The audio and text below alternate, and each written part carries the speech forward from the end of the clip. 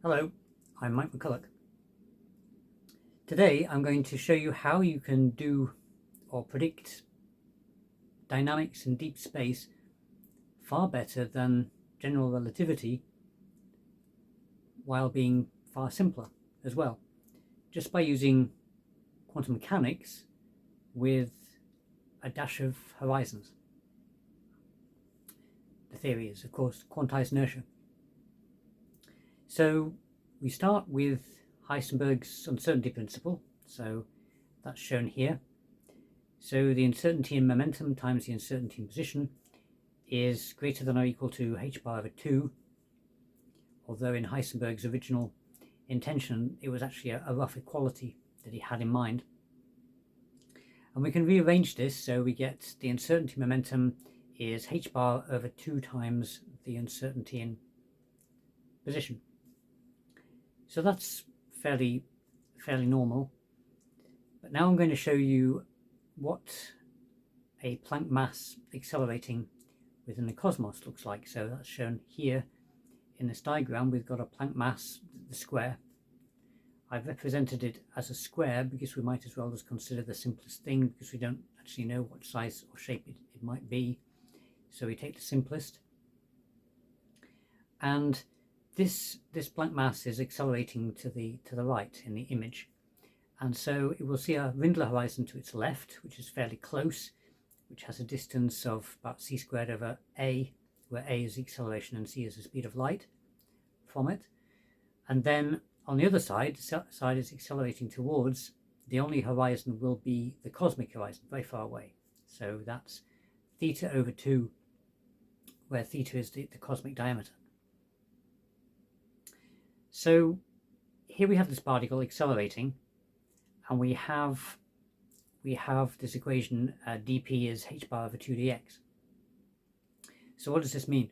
Well, it means that the uncertainty momentum on both sides of the particle is going to be different, because on the right hand side we've got a huge uncertainty in position, because the particle could see very far off into the cosmos, so dx is going to be very large, so that means that dp is going to be very small.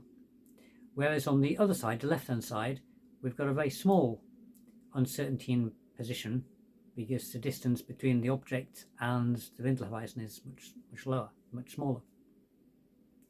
So on that side we would expect the uncertainty momentum to be much larger. And if we attribute, well, if we say that the quantum momentum becomes real, then we would expect more quantum jitter to push it to the left hand side, because there's more momentum uncertainty that way. So statistically it would tend to move that way towards the Rindler horizon, which of course is the idea of quantized inertia, that a horizon can affect quantum fields. So let's do this properly. So the force is the rate of change of momentum with time, so we can write that like this, and then we can use a chain rule so that we get d delta p over dx times dx over dt, and then we know that dx by dt is going to be the speed of light, because that's the information transfer rate. So we get c times the differential of the momentum uncertainty with respect to distance, which we can work out from the diagram I showed you. So once again, we're going to use the equation for the uncertainty momentum depending on the distance to the Rindler horizon. But instead of having a differential, we're going to use a finite difference. So F is c times what the momentum was on the right hand side, so that's going to be 2h bar over theta over 2, because that's the distance to the cosmic horizon, minus, because this is a difference, a h bar over c squared over a, where c squared over a is the distance to the Rindler horizon on the other side now. And then we divide this difference by the difference between the left and right sides of the particle, the Planck mass, which is the Planck mass divided by 2.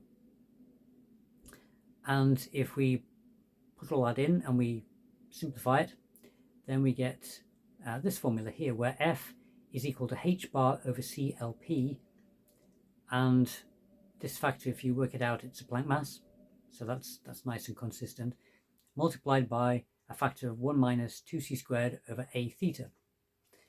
And those of you who know about quantized inertia by now should recognize this factor, because this is the factor by which quantized inertia modifies the inertial mass.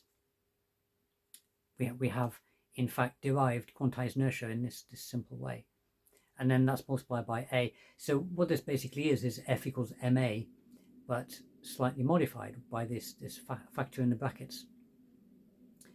So the first factor gives us the inertial mass, because that gives us a Planck mass, which is correct for this particle.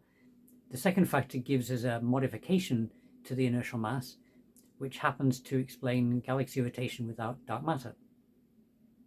So this formula, if we use it as a basis for our dynamics, performs much better than general relativity, and it's also far simpler as well.